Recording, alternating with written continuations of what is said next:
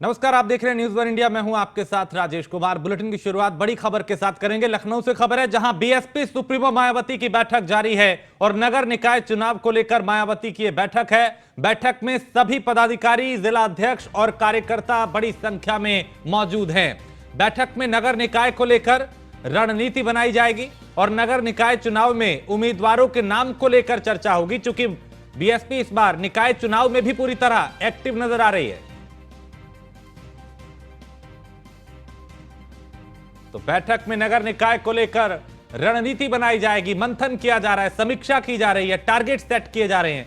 नगर निकाय चुनाव में उम्मीदवारों के नाम को लेकर चर्चा हो रही है।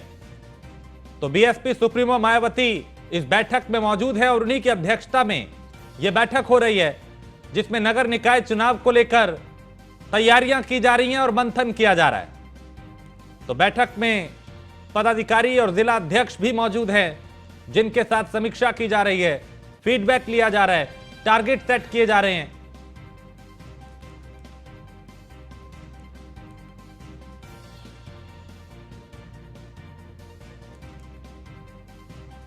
तो बीएसपी सुप्रीमो मायावती इस बैठक में मौजूद हैं और नगर निकाय चुनाव को लेकर अब मंथन किया जा रहा है।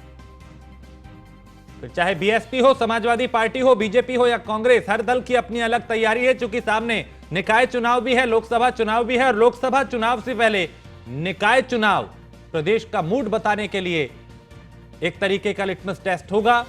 फाइनल से पहले सेमीफाइनल के तौर पे भी इसे देखा जा रहा है और इसी को लेकर अब मायावती की पार्टी भी पूरी तरह से एक्टिव दिखाई दे रही है। स्कंदिता मिश्रा लखनऊ से हमारी संवाददाता इस खबर पे ज्यादा जानकारी के साथ। स्कंदिता, बैठक हो रही है, मायावती इस बैठक में मौजूद है, क्या कुछ जानकारी मिल पा रही है इस बैठक से जुड़ी हुई? देखिए, मायावती जी आज बैठक कर रही हैं और उनके नेतृत्व में तमाम पदाधिकारी वहां पर पहुंचे हुए हैं। जो जिला अध्यक्ष हैं सभी 75 जिलों के, वो सब वहां पर पहुंचे हुए हैं और ये बड़ी बैठक जो है वो नगर निकाय को लेकर बेहद खास होने वाली है, क्योंकि इसमें नगर निकाय चुनाव को लेकर चर्चा होगी, किस तरीके से रणनीतियां सेट करनी है नगर निकाय चुनाव को लेकर, इस बारे में चर्चा होगी। इसके अलावा मायावती जी का विशेष फोकस है कि किस तरीके से जातीय समीकरण और क्षेत्रीय समीकरण को साधते हुए आगे नगर निकाय चुनाव में आगे बढ़ना है और किस तरीके से अपने प्रत्याशियों को मैदान में उतारना है। तो इस बैठक में जो प्रत्याशियों के नाम को लेकर चर्चा हो सकती है कि किन उम्मीदवारों को टिकट देना है, किसको नहीं देना है, तो इसको लेकर खास करके मायावती का जो एक कोर वोट बैंक है, इसके अलावा भी मायावती का जो अलग से उनका फोकस अब इस बार जा रहा है वो महिलाओं के प्रति है कि किसी भी तरीके से महिलाओं का पार्टिसिपेशन बढ़े, चाहे वो प्रत्याशी के तौर पर हो या कार्यकर्ता के तौर पर उनको ऐड ऑन किया जाए अपने पार्टी में। तो लगातार मायावती जी का जो अब अगला फोकस है वो महिलाओं के ऊपर है कि महिलाओं के पार्टिसिपेशन नगर निकाय चुनाव में बढ़े। इसके अलावा जो युवा हैं उनको भी टिकट देने पर मायावती जी जो है विचार विमर्श कर रही हैं कि युवाओं को और महिलाओं को टिकट दी जाए। लेकिन इन सबसे हटके उनका जो सबसे पहला फोकस रहेगा वो जिताऊ प्रत्याशी को लेकर रहेगा कि कौन सा प्रत्याशी जिताऊ है और उनकी पार्टी को जो है वो अच्छा प्रदर्शन करके दिखाएगा। तो ये सब देखने वाली चीज़ होगी। आज मायावती जी बैठक कर रही हैं, इसमें जो तमाम जिला अध्यक्ष हैं वो सब मौजूद हैं। इसके अलावा सतीश चंद्र मिश्रा जी भी मौजूद हैं और इस सब चीज़ों को लेकर आज चर्चा चल रही है। बैठक के बाद पता चलेगा कि क्या कुछ निष्कर्ष निकल के आता है नगर निकाय चुनाव को लेकर और खास करके शाइस्ता परवीन के मामले में भी चर्चा हो सकती है, जहां मायावती जी ने पहले ट्वीट करके कहा था कि अगर दोषी करार होते हैं तो उनको पार्टी से निष्कासित कर दिया जाएगा, लेकिन टिकट काटने जैसा कोई भी बयान मायावती जी ने नहीं दिया था। तो इस पर भी चर्चा हो सकती है कि क्या वो उम्मीदवार होंगी या वो नहीं होंगी, तो उनको लेकर भी आज इस बैठक में खास चर्चा होगी। और जो नगर निकाय चुनाव है उनमें क्या कुछ रणनीतियाँ अपनानी है, किस तरीके से अपने प्रत्याशियों को उतारना और भारतीय जनता पार्टी को किस तरीके से टक्कर देनी है, उसके बारे में भी मायावती जी अपने सभी पदाधिकारियों के साथ में आज विचार विमर्श करेंगी। और जो निष्कर्ष निकल के आएगा, अभी बैठक 11 बजे शुरू हुई है और लगभग 1.5 घंटे तक ये बैठक चलेगी, 12:30 बजे तक, और उसके बाद पता चलता है कि चलेगा कि क्या कुछ बैठक में निष्कर्ष निकल के आता है और वो सारी चीज़ें। स्कंदिता, चूंकि बीएसपी इतना निकाय चुनाव में कभी एक्टिव रही नहीं है और अब इस बार निकाय चुनाव में भी बीएसपी पूरी दमखम के साथ चुनावी मैदान में उतरने की तैयारी कर रही है, क्या इसकी वजह यह है कि लोकसभा चुनाव से पहले जो बीएसपी का वोट बैंक है वो छिटक ना जाए, उनको कैसे अपने साथ रखा जाए और लोकसभा चुनाव में भी निकाय निकाय चुनाव के जरिए वहां पे भी अपना जो परिणाम है, जो प्रदर्शन है, वो बरकरार रखा जाए?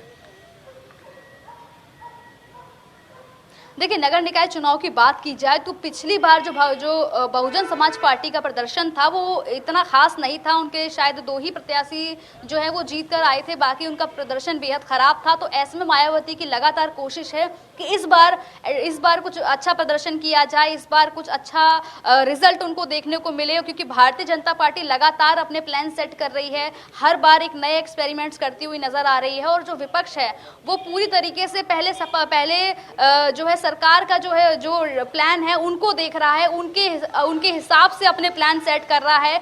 वही मायावती जी का फोकस है नगर निकाय चुनाव से पहले बूथ स्तर पर जो है पार्टी को मजबूत किया जा सके। जैसे कि मायावती जी हर गांव 5 युवा का जो है पंचलाइन दे रही हैं कि हर गांव में 5 जो युवाओं की टीम बनाई जाएगी, और जो वो टीम होगी वो पूरे गांव का डेटा कलेक्ट करके, चाहे वो वोट बैंक को लेकर हो, वहाँ के कार्यकर्ताओं की क्या कुछ, वहाँ के जो जनता है उसकी क्या कुछ मांगे हैं उसको लेकर है, वो सब डेटा कलेक्ट करके आगे जो प्रभारी बनाया जाएगा उसको सबमिट करेंगे। तो मायावती जी अब जो है वो ग्राउंड लेवल पर कोशिश कर रही हैं कि किस तरीके से उनकी पार्टी बेहतर प्रदर्शन कर सके, और जो महिलाओं को जोड़ने की उन्होंने कोशिश की है पार्टी में, वो भी अपने आप में देखने वाली होगी कि किस तरीके से इनको क्या रिजल्ट मिलता है या क्या कुछ इससे पार्टी को फायदा होता है। वहीं अगर अदर पार्टियों की बात की जाए तो वो भी नगर निकाय चुनाव को लेकर काफी ज्यादा तैयारियों में है। खास करके जो बीजेपी है उनके प्लान इतने ज़्यादा स्ट्रॉन्ग है, तो ऐसे में जब विपक्ष अब इतने मतलब कहा जाए तो देर से जागा है, अब जाकर उनके प्लान बन रहे हैं। आज मायावती जी बड़ी बैठक कर रही हैं, वहीं कांग्रेस भी जो है वो अभी इस चीज़ को लेकर, नगर निकाय चुनाव को लेकर कोई बैठक नहीं कर पा रही है। समाजवादी पार्टी भी अभी कोई रणनीति नहीं बना रही है। तो ऐसे में कहीं ना कहीं जो है वो भारतीय जनता पार्टी जो है ज़्यादा कहीं ना कहीं पावर में नज़र आ रही है, पावरफुल नज़र आ रही है, क्योंकि उनके प्लान पहले से सेट हैं कि किस तरीके से उन्होंने वोट को साधना है, वो सब उनकी प्लानिंग्स पहले से तैयार हैं। जबकि बसपा जो है उनका एक जो कोर वोट बैंक पहले से है वो तो है ही है, अब जो अदर जो वोट है खास करके महिलाओं का, युवाओं का, इनका उनको कहीं ना कहीं से अब उनको समर्थन चाहिए पार्टी को आगे बढ़ाने के लिए, और पार्टी का प्रदर्शन आने वाले चुनाव में बेहतर हो उसको लेकर मायावती जी कोशिश कर रही हैं। और इसी बैठक के जरिए आज वो रणनीतियां सारी बनाएंगी कि किस तरीके से उनको इसका अच्छा फल मिले। और लेकिन देखने वाली बात ये होगी कि क्या कुछ ये जो आज एजेंडा बनता है, क्या कुछ जो प्लान सेट किए जाएंगे वो किस तरीके से बहुजन समाज पार्टी के लिए सही रहेंगे, क्या उसको फल मिलेगा उसका, क्या उसका अच्छा रिजल्ट देखने को मिलेगा या नहीं। क्योंकि पिछली बार भी जो प्रदर्शन था वो बेहद खराब था, और ऐसे में इस बार कोशिश रहेगी कि क्या कुछ नया एक्सपेरिमेंट किया जाए, क्या कुछ नया ट्राई किया जाए। चलिए, बहुत शुक्रिया स्कंदिता, आप नजर बनाए रखिए इस बैठक पे, से आपसे फिर जानकारी लेंगे। फिलहाल शुक्रिया।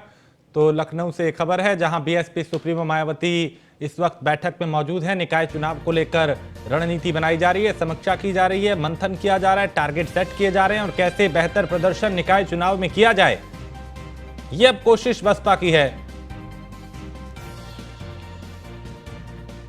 तो बैठक में नगर निकाय चुनाव को लेकर रणनीति बनाई जा रही है और नगर निकाय चुनाव में उम्मीदवारों के नाम को लेकर भी चर्चा हो रही है।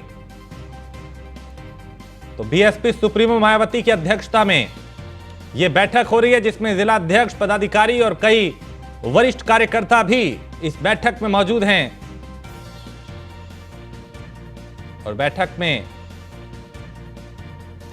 समीक्षा की जा रही है।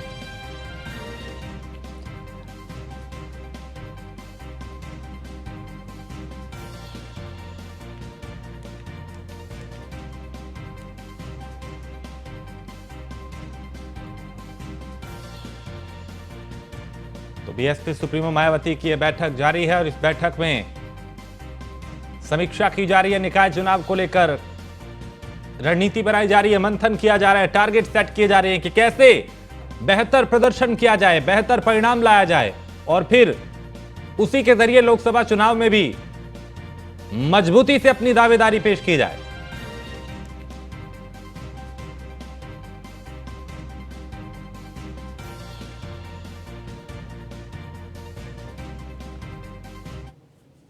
और अगली खबर ग्रेटर नोएडा से है, जहां 5 निदेशकों समेत 9 लोगों पर धोखाधड़ी का मुकदमा दर्ज हुआ है। इस वक्त ये बड़ी खबर, 5 निदेशकों समेत 9 पर धोखाधड़ी का केस दर्ज हुआ है। ओमेक्स मॉल के चेयरमैन पर भी धोखाधड़ी का केस दर्ज हुआ है और निदेशकों पर भुगतान के बावजूद कब्जा नहीं देने का आरोप लगा है। तो कोर्ट के आदेश पर बीटा 2 थाने में केस दर्ज हुआ है। तो बिल्डर ने 1 साल में दुकान का कब्जा देने का दावा किया था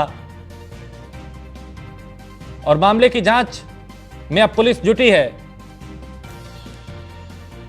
तो ओमेक्स मॉल के चेयरमैन पे भी धोखाधड़ी का केस दर्ज हुआ है और निदेशकों पर भुगतान के बावजूद कब्जा नहीं देने का आरोप है। कोर्ट के आदेश पर बीटा 2 थाने में दर्ज हुआ है केस और बिल्डर ने 1 साल में दुकान का कब्जा देने का दावा किया था। अब पुलिस मामले की जांच भी कर रही है, केस दर्ज कर लिया है और पीड़ित ने पुलिस कमिश्नर को पत्र लिखकर कार्रवाई की मांग की थी और कार्रवाई नहीं होने पर कोर्ट का दरवाजा खटखटाया था।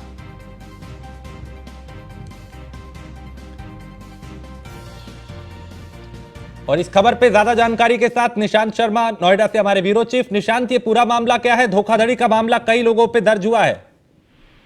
देखिए, बिल्डर पर एक FIR दर्ज हुई है जिसमें साफ तौर पर करीबन 26 लाख रुपए ठगने का आरोप लगा है, जिसमें दुकान देने के नाम पर ये ठगी की गई है। हालांकि इस मामले में पुलिस को शिकायत दी गई थी लेकिन उसके बाद भी कोई कार्रवाई नहीं हुई, जिसके बाद में जो पीड़ित द्वारा दरवाजा जो है न्यायालय का खटखटाया जाता है और जिसके बाद ये कार्रवाई की गई है। और कहीं ना कहीं जिस तरीके से देखा जाए, नोएडा के अंदर जो बिल्डर है वो कहीं ना कहीं लगातार धोखाधड़ी कर रहे हैं, जिसमें निदेशकों समेत 9 लोगों के खिलाफ भी FIR दर्ज हुई है और ओमेक्स ग्रुप पर कार्रवाई की गई। बहुत शुक्रिया निशांत जानकारी के लिए। तो ओमेक्स ग्रुप पे कार्रवाई की गई है। निदेशकों पर भुगतान के बावजूद कब्जा नहीं देने का आरोप है। 9 लोगों पर FIR दर्ज की गई है। बीटा 2 थाने में केस दर्ज हुआ है।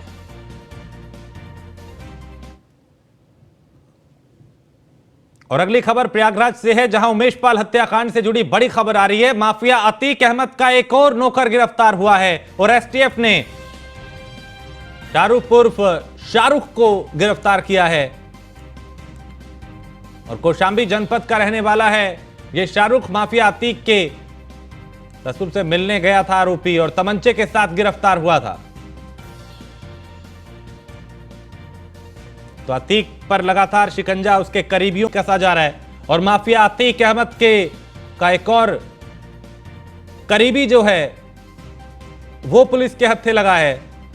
तमंचे के साथ इसे गिरफ्तार किया है, यानी इसके पास तमंचा था। और उमेश पाल हत्याकांड से जुड़ी ये एक और खबर, एक और जानकारी, माफिया अतीक अहमद का एक और नौकर गिरफ्तार हुआ है और STF ने शाहरुख को गिरफ्तार किया है। इसका नाम शाहरुख बताया जा रहा है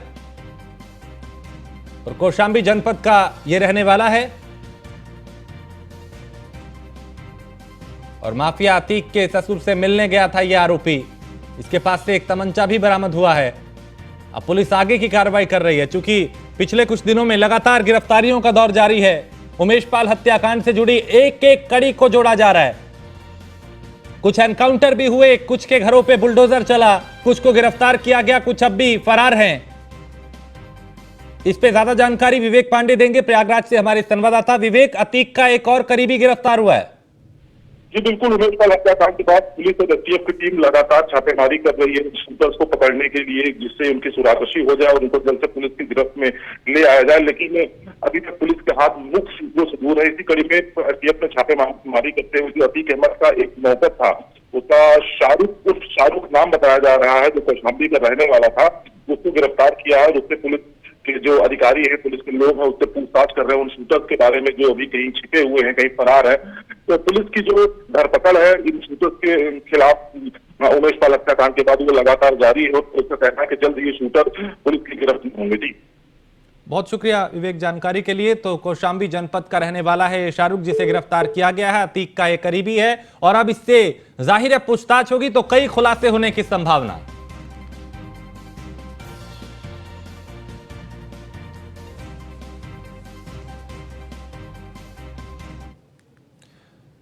तो अतीक का जो करीबी है वो गिरफ्तार हुआ। उधर प्रयागराज में ही उमेश पाल हत्याकांड के बाद माफिया अतीक की बहन ने कैबिनेट मंत्री नंद गोपाल नंदी पर 5 करोड़ रुपए ना लौटाने का आरोप लगाया था। उस पर मंत्री ने बयान दिया। उन्होंने कहा कि कुत्ते भौंकते रहते हैं, क्या किया जाए। दरअसल अतीक की बहन आयशा नूरी ने नंदी पर भी इस घटना में साजिश में अतीक को फंसाने का आरोप लगाया था। शाइस्ता परवीन नाथ के ऊपर 5 करोड़ रुपए का आरोप लगाया था। इसकी सच्चाई रहते हैं लोग, उसके बारे में क्या हुआ? शाइस्ता परवीन नाथ के ऊपर 5 करोड़ रुपए का आरोप लगाया था। इसकी सच्चाई रहते हैं लोग, उसके बारे में क्या हुआ? तो नंद गोपाल नंदी पर बड़ा आरोप लगाया था और उसके बाद उन्होंने कहा कि इस तरह के लोग बोलते रहते हैं।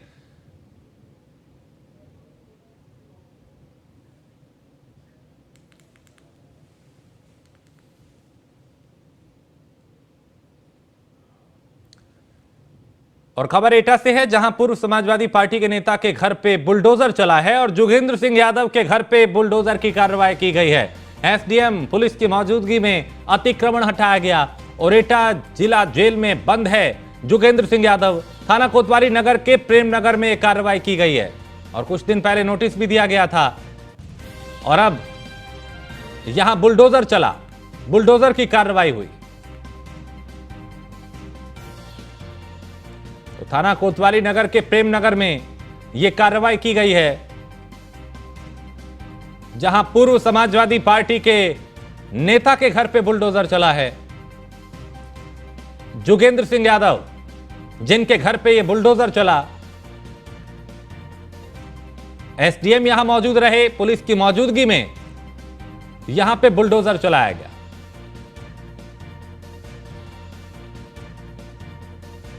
तो एटा जिला जेल में बंद है जोगेंद्र सिंह और उस पर लगातार शिकंजा कसा जा रहा है। अवैध अतिक्रमण पे बुलडोजर चलाया गया। पिछले कई दिनों में कई जगह इस तरह की कार्रवाई हुई है, जहां पे गलत तरीके से अर्जित की गई संपत्ति, अवैध निर्माण, सरकारी जमीनों पे कब्जों को कब्जा मुक्त कराया गया। बुलडोजर लगातार एक्टिव है।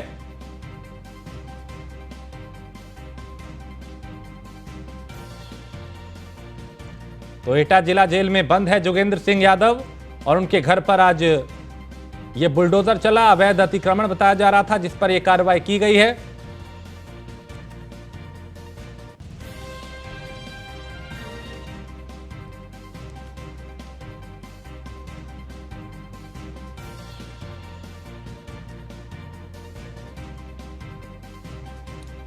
तो पुलिस की मौजूदगी में यह अतिक्रमण हटाया गया है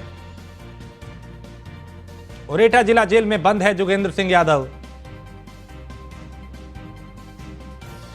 तो थाना कोतवाली नगर के प्रेम नगर में कार्रवाई हुई है। बाबा का बुलडोजर लगातार एक्टिव है। माफियाओं के खिलाफ, गुंडों के खिलाफ, अपराधियों के खिलाफ, भूमाफियाओं के खिलाफ यह कार्रवाई अलग अलग शहरों में, जिलों में, गांव में हो रही है।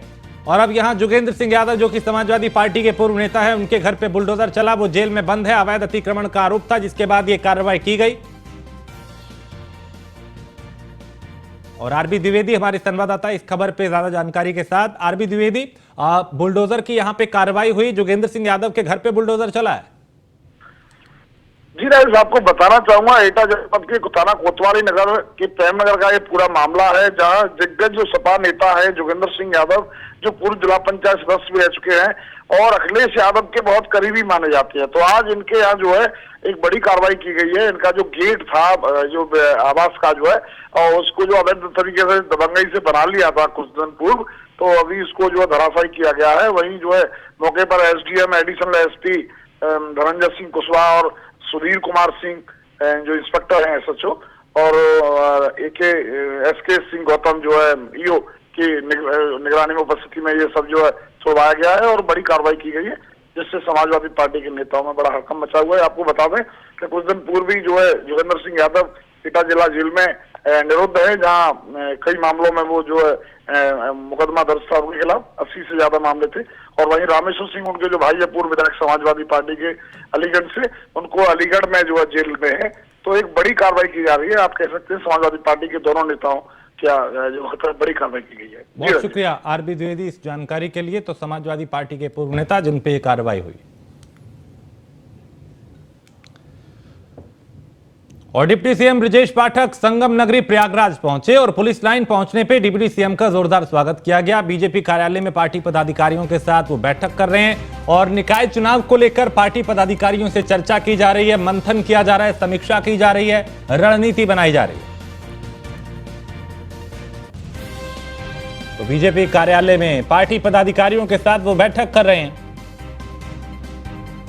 और नगर निकाय चुनाव को लेकर मंथन किया जा रहा है। तो चाहे बीजेपी हो, बीएसपी हो, समाजवादी पार्टी हो, हर दल अपनी तैयारियों में जुटा है। समीक्षाएं की जा रही हैं, बैठकें की जा रही हैं, रणनीति बनाई जा रही है, मंथन किए जा रहे हैं और टारगेट सेट किए जा रहे हैं कि कैसे बेहतर प्रदर्शन किया जाए, कैसे अच्छा परिणाम लाया जाए।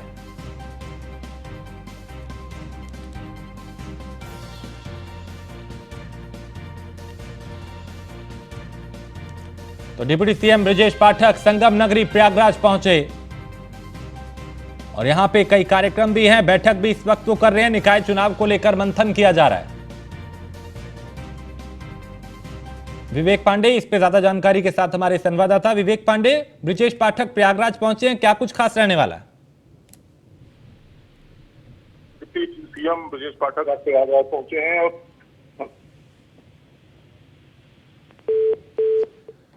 विवेक से संपर्क टूट गया और पुलिस लाइन पहुंचने पर डिप्टी सीएम का स्वागत भी हुआ। यहां पे वो कई कार्यकर्ताओं से उन्होंने मुलाकात की, कई पदाधिकारियों के साथ इस वक्त बैठक कर रहे हैं। निकाय चुनाव को लेकर मंथन किया जा रहा है और रणनीति बनाई जा रही है।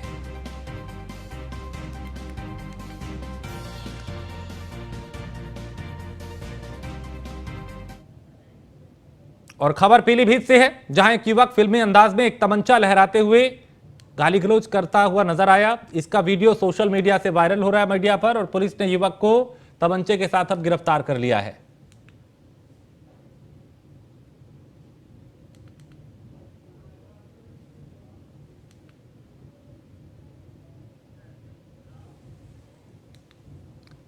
और मेरठ पुलिस को बड़ी कामयाबी मिली है, जहां बड़ी मात्रा में स्मैक बरामद की गई है। बरेली से लाकर मेरठ सप्लाई करता था ये स्मैक और स्मैक का कलर मिलाकर ये बेचा करते थे तस्कर। अलग अलग कलर में इसे बेचने का काम कर रहे थे। मामले में अरशद नाम के एक युवक को पुलिस ने गिरफ्तार किया है और पिछले कई दिनों में कई तस्करों को शिकंजे में लिया गया है। कोशिश नशे पे, अवैध नशा जो है उस पे लगाम लगाने की है।